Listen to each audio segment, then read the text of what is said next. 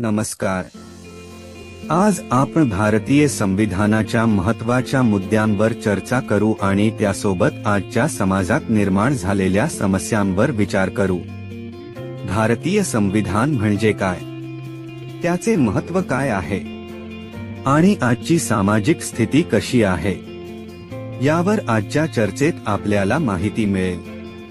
भारतीय संविधान हा भारताच्या प्रत्येक नागरिकासाठी अत्यंत महत्त्वाचा आहे.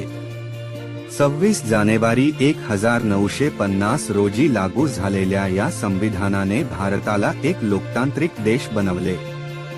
या संविधानामध्ये विविध अधिकार, कर्तव्ये आणि नियमांचा समावेश आहे.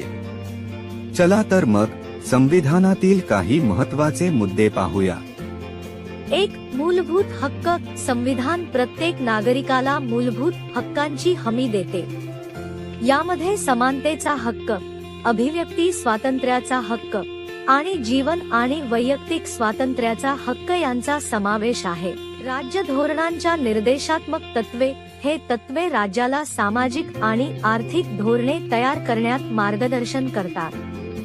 ते लोकांच्या कल्याणाला महत्त्व देतात, ज्यामध्ये पर्याप्त रोजगार, शिक्षण आणि आरोग्य सेवा यांचा समावेश आहे. 3. संघीय संरचना. भारताची संघीय संरचना केंद्र आणि राज्य सरकारांदरम्यान शक्तींचे विभाजन करते.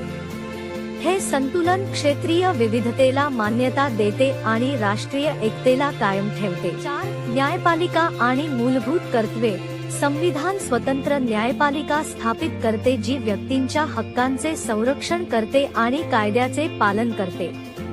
तसेच मूलभूत कर्तव्ये यांचा उल्लेख करतो, ज्यात नागरी जबाबदाऱ्या असतात. आता आपण आजच्या समाजातील काही समस्यांकडे लक्ष देऊया. शिक्षण आणि बेरोजगारी. शिक्षणाच्या क्षेत्रात सुधारणा आवश्यक आहे. उच्च शिक्षित असले तरी बेरोजगारीची समस्या सुटलेली नाही. महिला सुरक्षा. महिलांच्या सुरक्षेच्या बाबतीत अनेक समस्या आहेत. बलात्कार, छळ आणि अन्य प्रकारच्या हिंसाचारात वाढ होत आहे. आर्थिक असमानता. भारतीय समाजात आर्थिक विषमता वाढते आहे. गरीब आणि श्रीमंत यामध्ये दरी निर्माण होत आहे. निष्कर्ष. भारतीय संविधान न्याय, समानता आणि लोकशाहीसाठी एक आधारभूत फ्रेमवर्क प्रदान करते.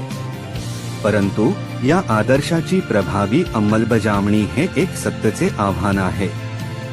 संविधानिक तत्वांद्वारे आणि सक्रिय नागरी सहभागाद्वारे आजच्या सामाजिक समस्यांचे निराकरण करून आपण अधिक न्यायसंगत आणि समान समाजासाठी काम करू शकतो. आपल्या लक्षात ठेवण्यासाठी धन्यवाद. या तत्वांवर विचार करत राहूया आणि आजच्या समस्यांचे निराकरण करण्यासाठी प्रयत्नशील राहूया. नमस्कार आणि धन्यवाद.